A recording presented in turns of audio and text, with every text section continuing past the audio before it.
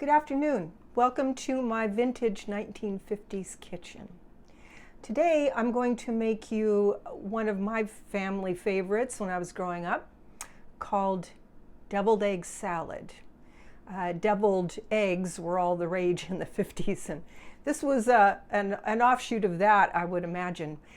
So I'm going to show you how I put that together, how I peel the egg, how I cut the egg, and spices and everything. And as I show you what I'm doing with my hands, I will tell you a little bit more about the 1950s, starting with the mayonnaise, or mayo, as most of us say.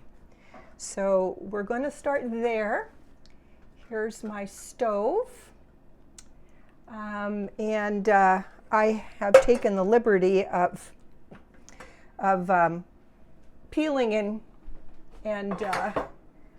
peeling most of the eggs, but and most of the green onion. But I thought that you would like to see how I do that. So you can see here, and I'm going to show you how I peel the eggs. These eggs were giving me a little bit of problems today, so I hope this one is a little more cooperative. So far, so good. It seems to be peeling quite well. I love eggs. I eat a lot of eggs because they are full of nutrients. They're almost a perfect protein, and that makes them very good and also very digestible.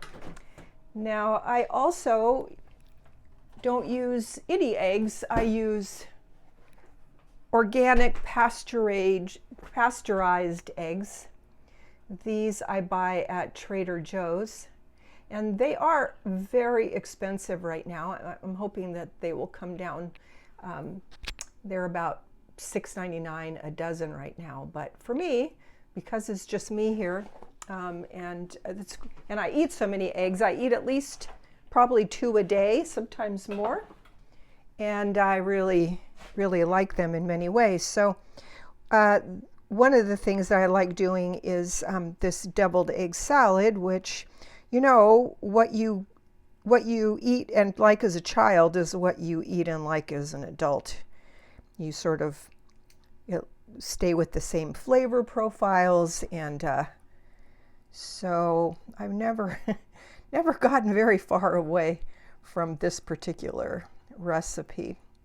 And this was my mom's, and she had a 1941 Betty Crocker cookbook, which I think I have too. It's somewhere in the basement. I am going to use my 1950 Betty Crocker's cookbook as we go along. And I like simple food. I think simple whole food is the very best way to go. And of course, that is mostly what we had in the 1950s. That was the beginning of junk food and Coke and all those things. Now I'm going to obviously cut the last green onion for this recipe.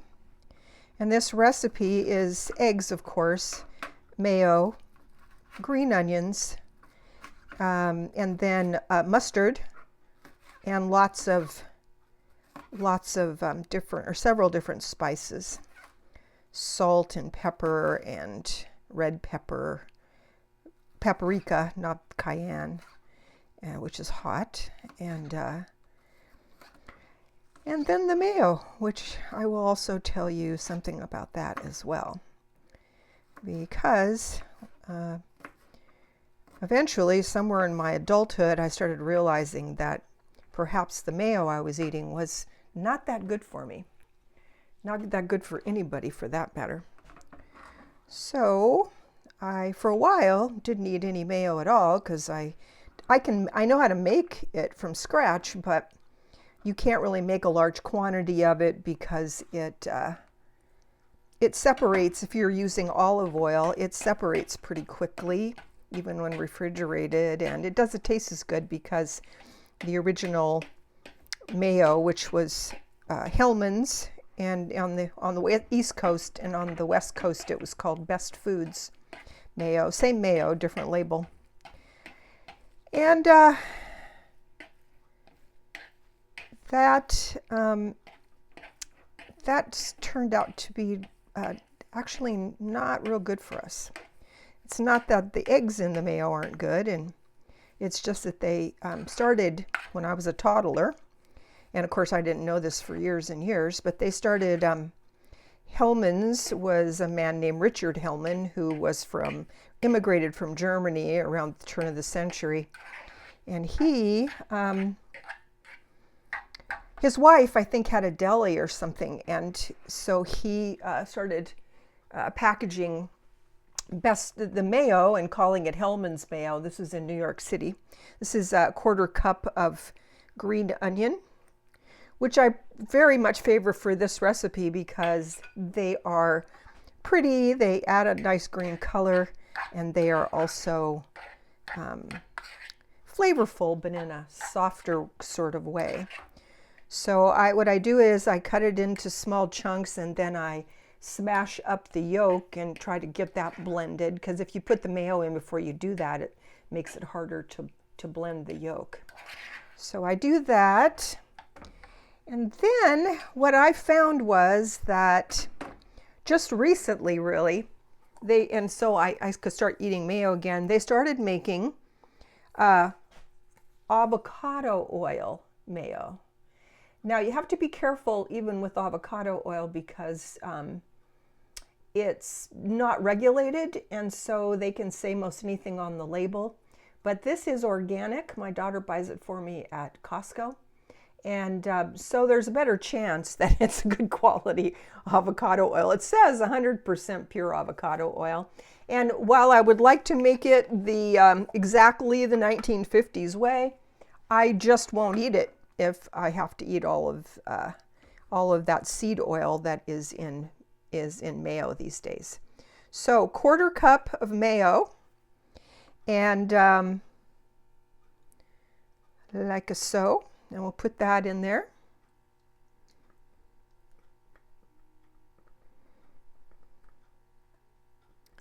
And then what we want to do is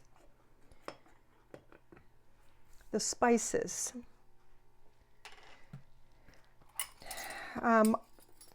You can use less. This is I like the yellow mustard because that's the way it tastes to me, like it always did. And I'm going to use a teaspoon of mayo in this right now. You can use less. You can use Dijon mustard. You can use no mustard at all if you really just can't stand mustard. Whatever you want to do. This is just basically how my mom made it, and so this is how I like it. Then a 1/4 teaspoon of salt, and I actually use Himalayan salt. I've been doing that for a long time. It's got more minerals and stuff in it, so I like it better. And a 1/4 teaspoon of garlic powder. This is from Aldi. So put that in there.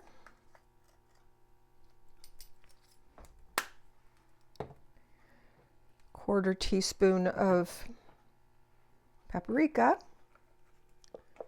This is smoked paprika from Trader Joe's. I sort of shop different places for different things. I like Trader Joe's spices better, although they might be the same thing, because my understanding is black pepper, 1/8 teaspoon. Used to be, and I don't know if it still is, but my understanding was that Trader Joe's, well, I'm not going to put any more of that in there because I just dumped some in there. It used to be that Trader Joe's and Aldi, I heard many years ago, were bought by German brothers. So when you are I've noticed that there are some products that are the same at both of those stores. One of them is the Mexican style grated cheese, exactly the same ingredients, different packaging. So I'm assuming it's probably, there are products that are the same, a few products that are the same, packaged differently, but they are, I think, basically the same product, and it may be that these companies are still connected through these German brothers. So then we just, so back to the mayo. So the avocado oil is a better alternative. The olive oil is much heavier, and it just doesn't taste the same. But as you might have seen in the news these days, now it's coming out that what we used to call vegetable oil is actually seed oil, and they heat it at high temperatures, and they use nasty chemicals to pull the oil out of the seeds, and it's just not good for us. So I was happy when the avocado oil came back, because I thought, oh good, I get to make my deviled egg salad and my tuna salad, which I love to eat. And so if you look on the labels in a regular grocery store, virtually any of them, none of them are made, even when they say avocado oil, there's only a small, they don't have to put very much avocado oil in, and the rest is soybean oil, which is really not good for you. And it takes a year and a half or 2 years for it to actually all leave your body.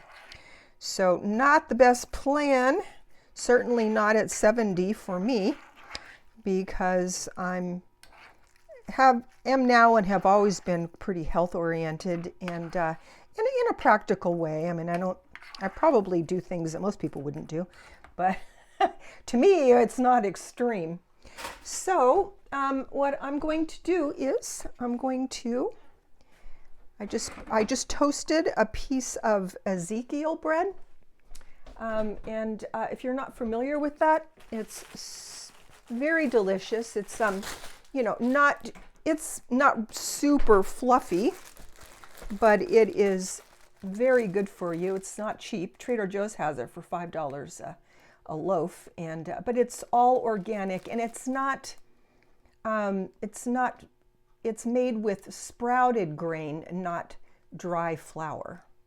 And so while it's not something you should eat tons of, I pretty much follow a mostly keto diet, and this one is better than eating the floured bread, and most of the breads in the stores these days have seed oil in them as well. So I'm going to put some butter on this bread, because I like butter on my toasted bread. And I also feel like the Ezekiel bread is better toasted because it's a more dense bread, but it has all kinds of great things in it. So check it out if you haven't tried it before. All right, so I'm going to eat now I eat this usually open-faced like this, because I don't want to eat a whole lot of bread. And when I was working, which I'm not now, but I would just put some on a open-faced sandwich like that, or cut it in half and make it a salad out, or half of a sandwich out of it, and eat it on the way to work a lot of times.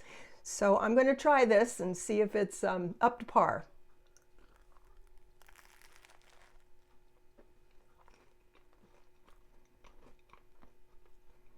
Yeah, perfect.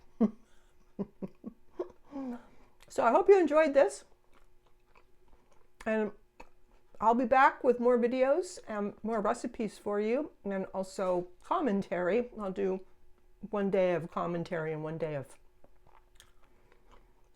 food, because I love food and I love to cook. So take care of yourselves. Have a wonderful Christmas, and I'll be seeing you and talking with you soon. Thanks. Bye-bye.